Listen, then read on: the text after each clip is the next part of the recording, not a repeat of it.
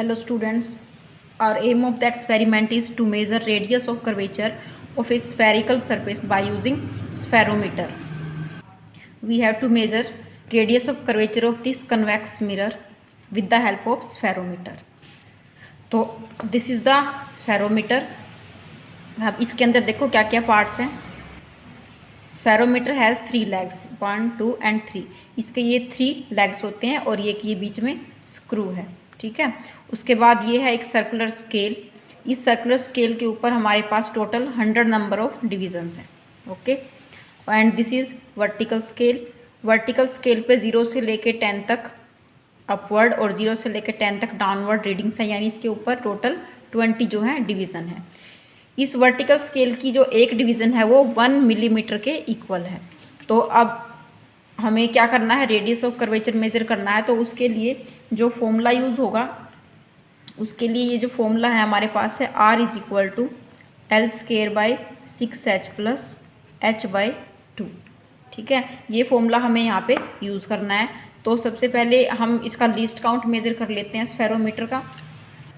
इसका least count measure करने के लिए सबसे पहले पिच डिटरमाइन करते हैं. पिच देखो कैसे फाइंड आउट करते हैं. इस सर्कुलर स्केल को हमें क्या करना है, इसको हम 4 या 5 नंबर ऑफ रोटेशंस देते हैं. ठीक है. इस यहाँ से इसकी हेल्प से इसको रोटेट करके हम इसको टोटल 4 जो है रोटेशन देते हैं.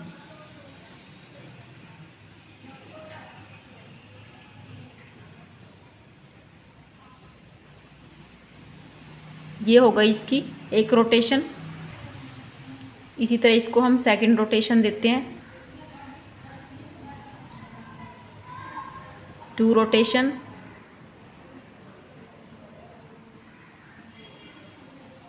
3 रोटेशन,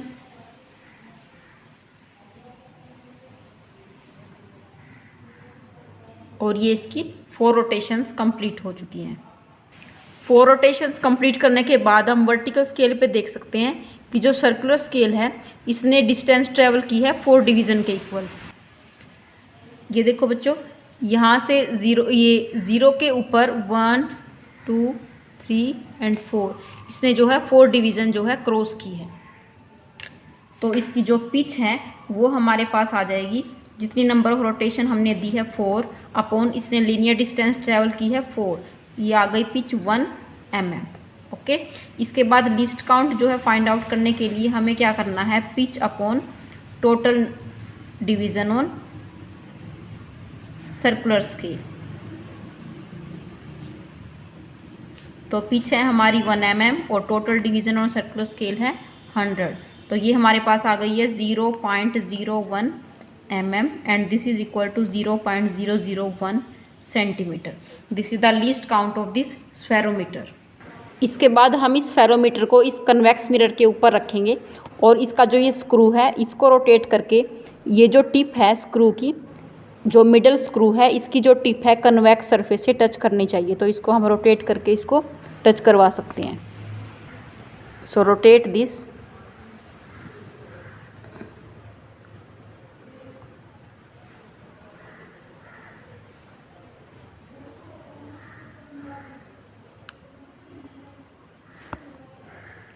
एक पेपर की हेल्प से हम चेक कर सकते हैं कि ये इस जो स्क्रू है मिडल स्क्रू कन्वेक्स सरफेस को टच कर रहा है या नहीं है.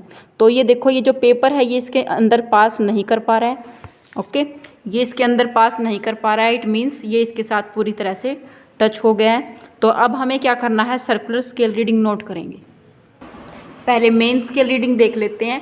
ये जो सर्कुलर स्केल है देखो, यहाँ पे इसने एक डिवीज़न जो है ऊपर क्रॉस कर लिया है. तो हमारी जो मेन स्केल रीडिंग है वो हमारी आ गई 1. अब देखो जो सर्कुलर स्केल रीडिंग है वो हमारी आ गई 92.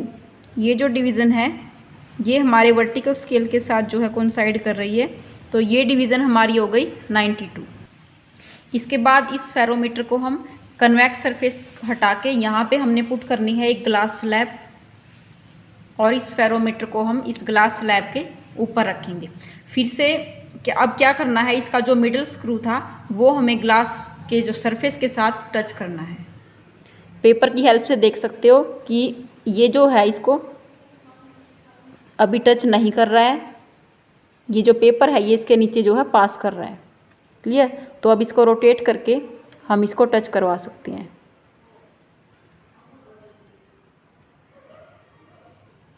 Again check this. अब देखो जो ये पेपर है ये अंदर पास नहीं कर पा रहा है, इट मीन्स जो ये मिडल स्क्रू है ये इस ग्लास स्लैब के सरफेस को टच कर रहा है। Again we note the main scale reading and circular scale reading. We can see that कि जो सर्कुलर स्केल है वो वर्टिकल स्केल के 0 के साथ कोइंसाइड कर रहा है, इट मीन्स इसकी जो मेन स्केल रीडिंग हुई वो कितनी हो गई, 0। ओके, ये देखो ये जो वर्टिकल स्केल है इस 0 के साथ जो है कोइंसाइड कर रहा है, तो एक भी डिवीज़न क्रॉस नहीं किया है, it means main scale division, main scale reading हमारी आ गई 0। और अब देखो सर्कुलर स्केल रीडिंग हम देखते हैं। सर्कुलर स्केल का जो 50 है वो वर्टिकल स्केल के साथ जो है कोइंसाइड कर रहा है। Circular scale reading is 50।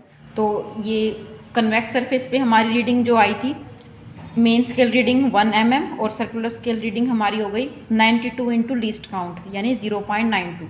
तो उसके बाद हम मेन स्केल रीडिंग और सर्कुलर स्केल रीडिंग को ऐड करेंगे तो हमारे पास आता है 1.92।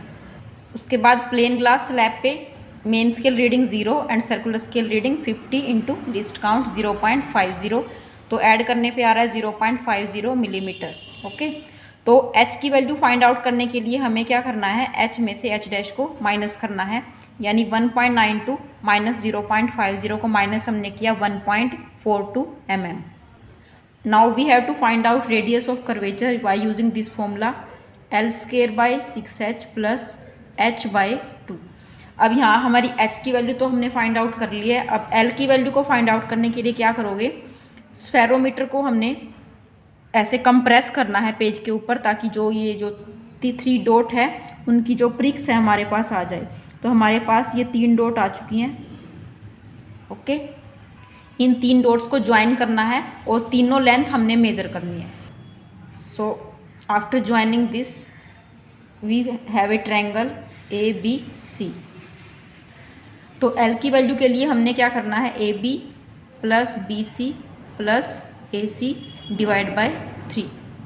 तो स्केल से मेज़र करोगे तो ये डिस्टेंस हमारी है 4 centimetre, this is 4 centimetre and this is 3.5 centimetre. तो L की वैल्यू हमारे पास आ गई है 4 प्लस BC है 3.5 एंड 4/3। इनको ऐड करोगे हमारे पास आ रहा है 11.5 divide by 3 and this is near about 3.8।